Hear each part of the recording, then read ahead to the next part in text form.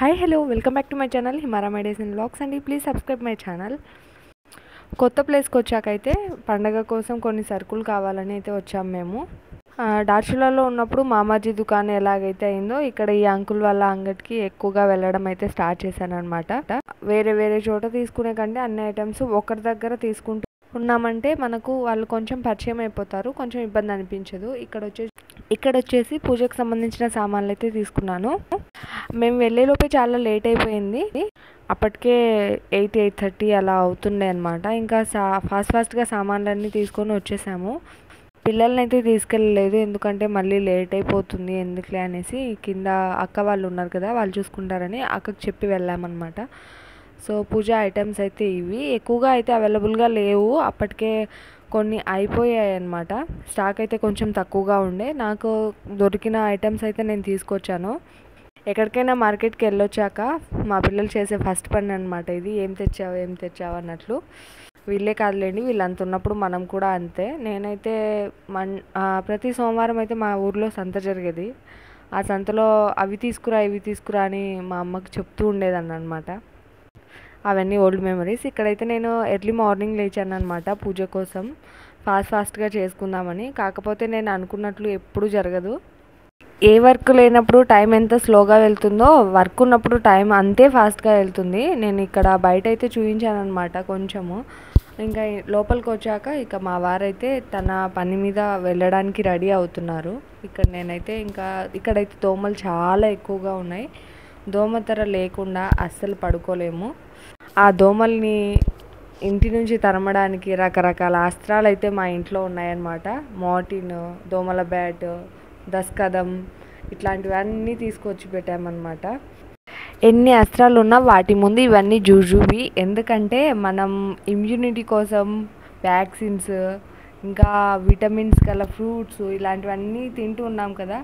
అవన్నీ తింటూ ఉన్న మన బ్లడ్ తాగిన వాటికి ఎంత ఇమ్యూనిటీ పవర్ ఉంటుంది. అందుకే అవి మాత్రం వెళ్ళట్లేదు అనమాట ఎక్కడికి. మన ప్రయత్నం మనం అలా చేసుకుంటూ ఉండాలి అంతే. పూర్తిగా అయితే నశింప చేయలేం వాటిని.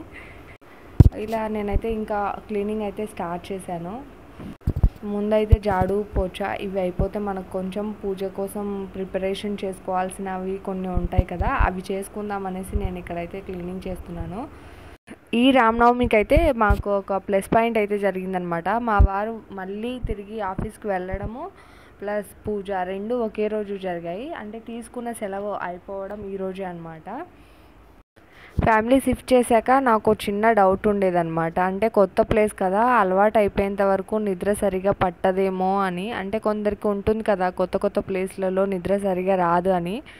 కాకపోతే అలా ఏం జరగలేదు. షిఫ్టింగ్ టైంలో తీసుకున్న ప్రెజర్ వల్లనో లేకుంటే ఎక్కువగా వర్క్ చేసుకొని అలసిపోవడం వల్ల తెలియదు, ఇక్కడికి వచ్చాక అటువంటి ప్రాబ్లమ్స్ అయితే ఫేస్ ఏం చేయలేదన్నమాట.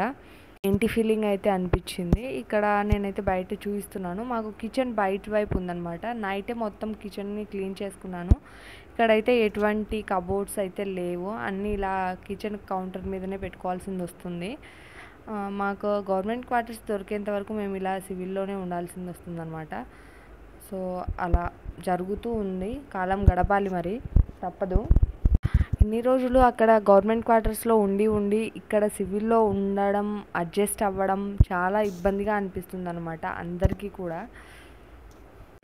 కాకపోతే అడ్జస్ట్ అవ్వాలి, అలవాటు అవుతుంది కూడా. ఇప్పుడు పర్లేదు. అడ్జస్ట్ అవ్వాలి అనే పదం ఎందుకు వచ్చింది అని అంటే, ఇక్కడ మనము గవర్నమెంట్ క్వార్టర్స్లో ఉన్నామంటే ఒక కేటగిరీకి చెందిన వాళ్ళందరూ ఒక చోటు ఉంటారనమాట. వారికి తెలుసు, అంటే వారికి విలువలు కొన్ని తెలిసి ఉంటాయి, ఎవరితో ఎలా బిహేవ్ చేయాలి, ఎవరితో ఎలా ఉండాలి అని. మనం బయట ఉన్నప్పుడు ఒక్కొక్కరి నేచర్ ఒక్కొక్క విధంగా ఉంటుంది. ఈ విషయం అయితే నేను బాగా గమనించాను ఇక్కడికి వచ్చాక. ఈ టాపిక్ గురించి మా వారితో ఎప్పుడన్నా మాట్లాడితే ఆయన అంటూ ఉండేవారు అనమాట, ఇది చాలా డెవలప్ అయింది ఇప్పుడు, ముందైతే చాలా బ్యాక్వర్డ్ ఏరియా, చాలా భయపడేవారు అనమాట. ఇక్కడ స్టేషన్లో స్టే చేయాలన్నా కూడా అంత దొంగతనాలు ఎక్కువగా జరుగుతూ ఉండేవి అని చెప్తూ ఉన్నారు. ఆ వర్డ్స్ విన్నాక నాకు కూడా చాలా భయం వేసింది. బట్ మనం కేర్ఫుల్గా ఉండడం అయితే చాలా ఇంపార్టెంట్ అని నాకైతే అర్థమవుతుంది.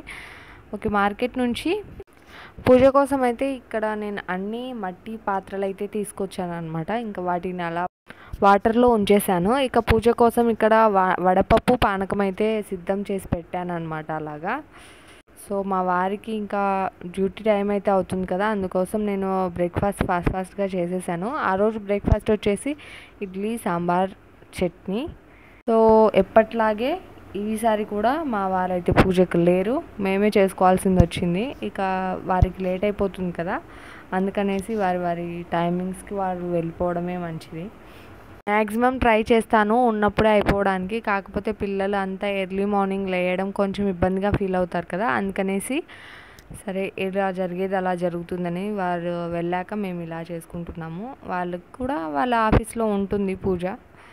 సో నేను అక్కడ అటెండ్ చేస్తాలే అని అన్నారనమాట.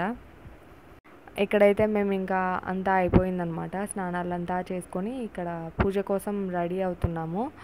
యాక్చువల్లీ వీళ్ళకైతే హాఫ్ శారీ వేద్దామని అనుకున్నాను. పూజ మొత్తం అయిపోయాక అలా రెడీ చేద్దాంలే అని అనుకున్నాను. కాకపోతే నేను బయటికి వెళ్ళాలి అన్నాను కదా, అందుకోసం కంఫర్ట్గా ఫీల్ అవ్వరు పిల్లలు.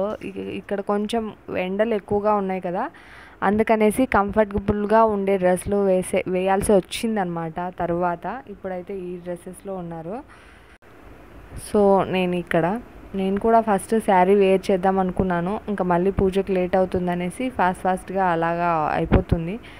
ఎప్పుడూ ఇలాగే ఫీల్ అవుతానన్నమాట. నేను ఖచ్చితంగా శారీ వేర్ చేయాలి అని. శారీ అంటే నాకు చాలా ఇష్టం వేర్ చేయడం. కాకపోతే శరీరం సహకరించదు, బద్ధకం ఏర్పడుతుంది అంతే. కాకపోతే నిజం చెప్పాలంటే శారీ అంటే నాకు చాలా ఇష్టం. సో ఇక్కడ వచ్చేసి ఈ మందిరం మేము ఆన్లైన్లో తీసుకున్నామండి.